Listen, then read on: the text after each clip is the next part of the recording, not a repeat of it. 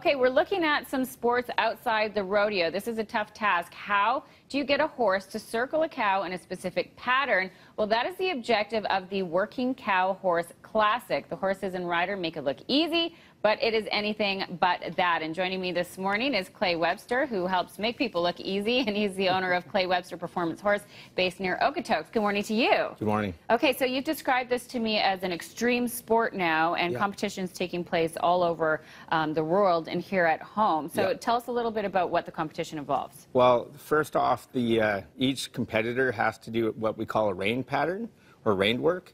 The rider enters the pen and has to do several different maneuvers, which involves guided circles, lead changes where the horse has to change the formation in which their legs are traveling at the center of the arena. They have to be able to do sliding stops and spins, and a nice straight backup where the horse is willingly guided. Once that's performed, we nod for a cow. A cow enters the arena at the end of the arena, and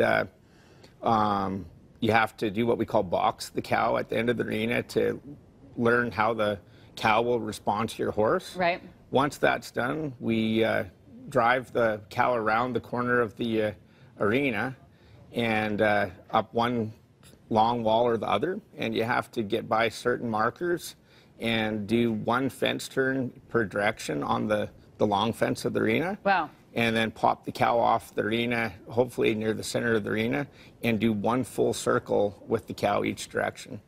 I can see how this is competitive, and it looks highly technical too. So it is very how technical. difficult is it to accomplish all of these feats? Well, just to train a horse to do it, I tell people that it probably takes a minimum 2 years just of training the horse 4 or 5 days a week. And for a competitor to get really a good understanding of the game, the typical answer would be 4 or 5 years to understand how to compete.